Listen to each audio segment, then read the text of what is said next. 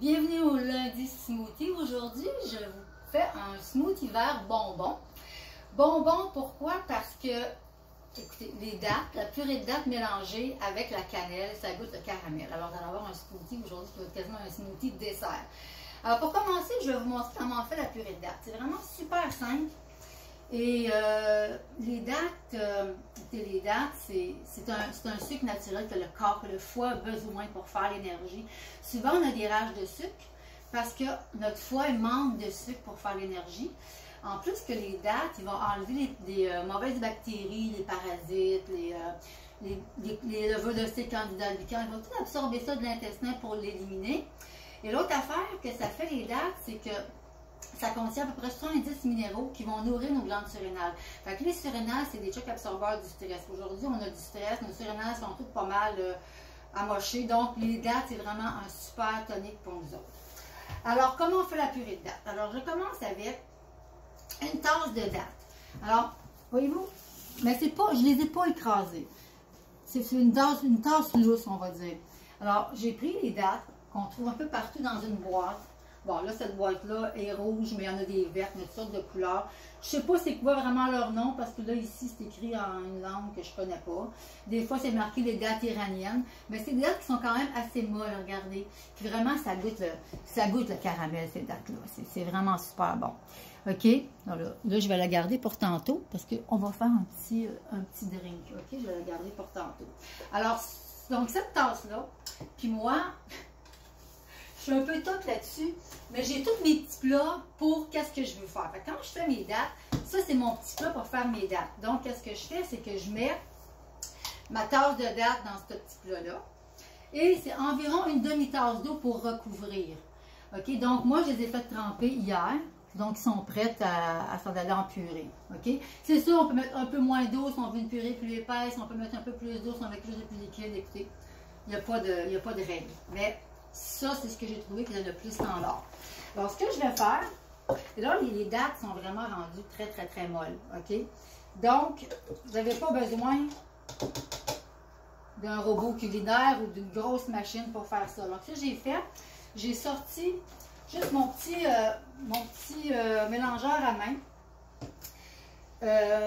Vous pouvez, si vous avez pour moudre le café ou un petit robot culinaire, un mélangeur comme ça, tout fonctionne. C'est vraiment super facile. Alors, je vais prendre ça aujourd'hui parce que c'est plus simple pour nous autres. Alors, on y va.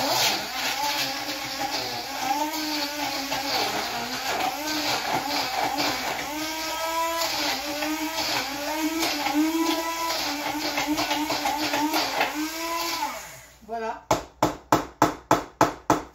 Pas plus long que ça.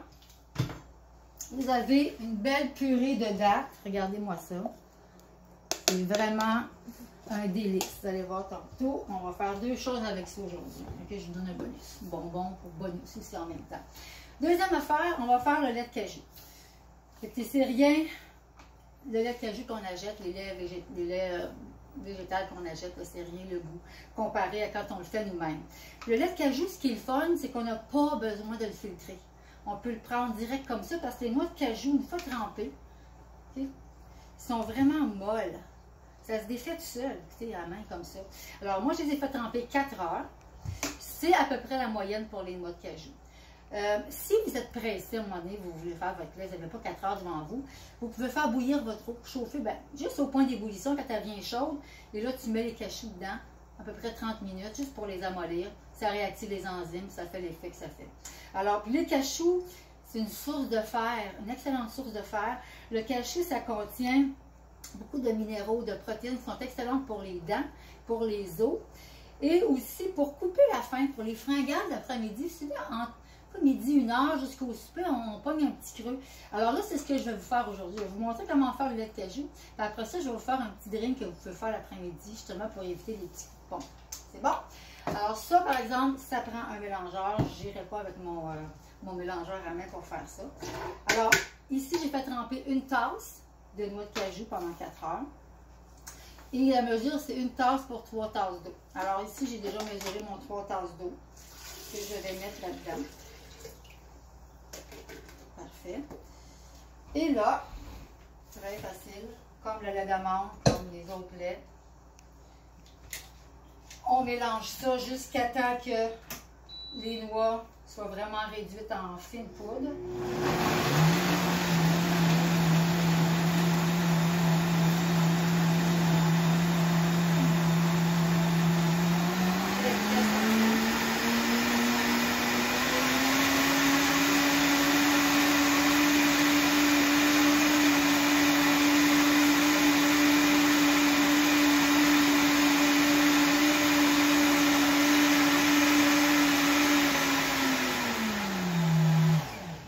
Je dirais que 30 secondes, c'est assez.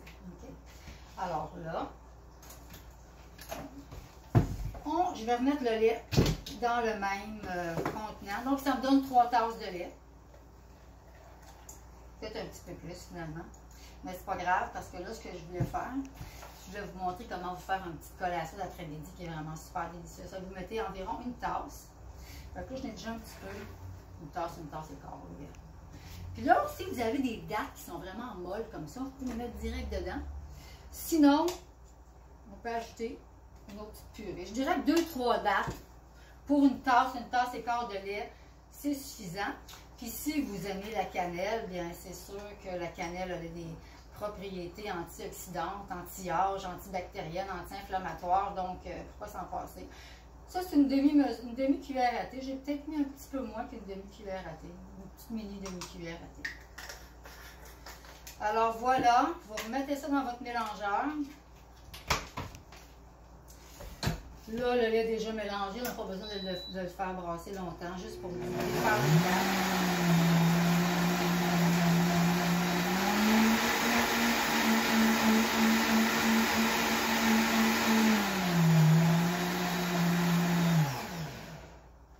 Il y a là un peu au son. Quand tout est mélangé, ça ne sonne pas pareil.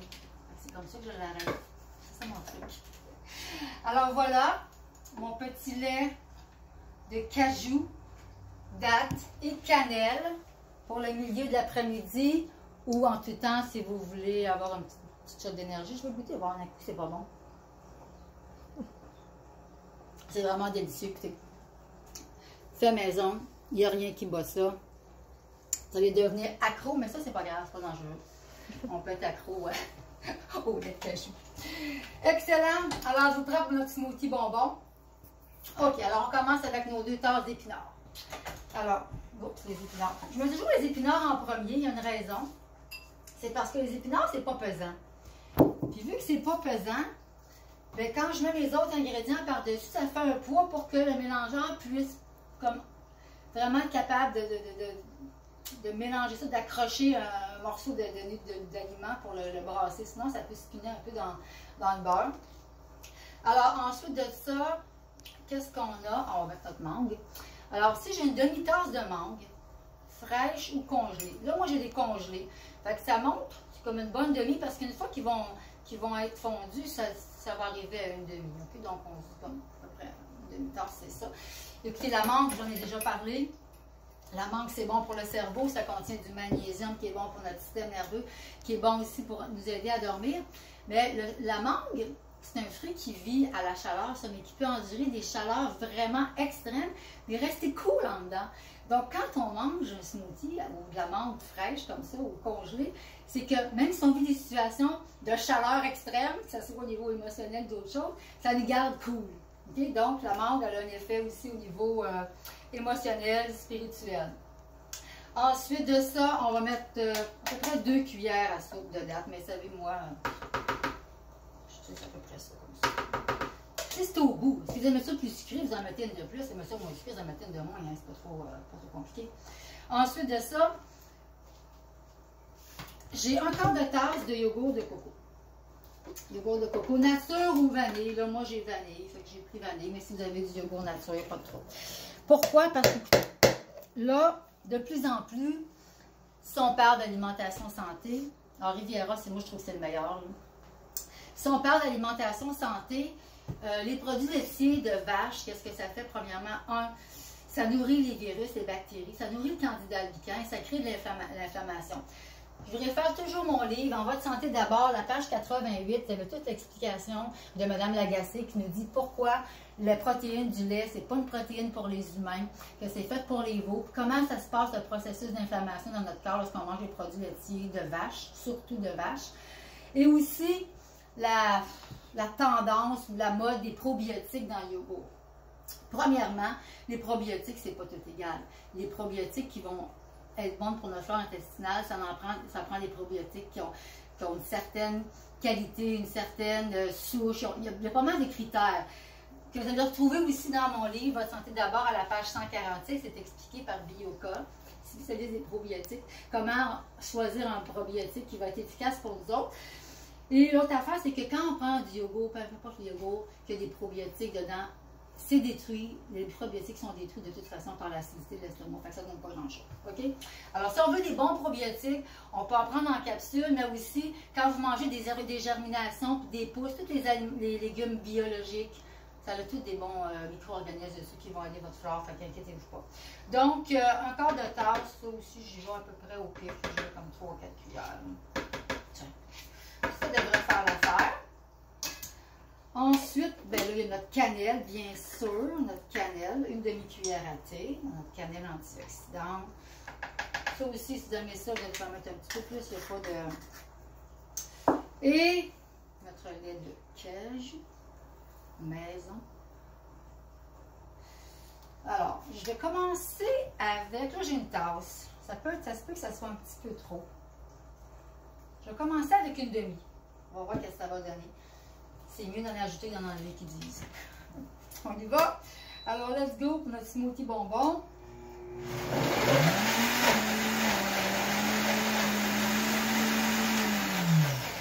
Ouais, je pense que j'en mettre un peu plus. Écoutez, regardez ça. C'est pas tout à fait une tasse, mais pas loin. Ça dépend aussi.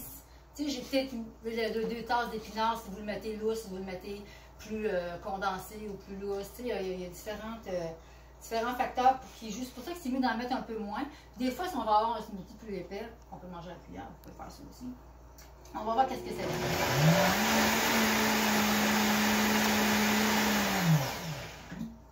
Ah, écoutez, pas trop. On peut mettre la tasse au complet. Bon, alors on y va, là, c'est sérieux, c'est parti.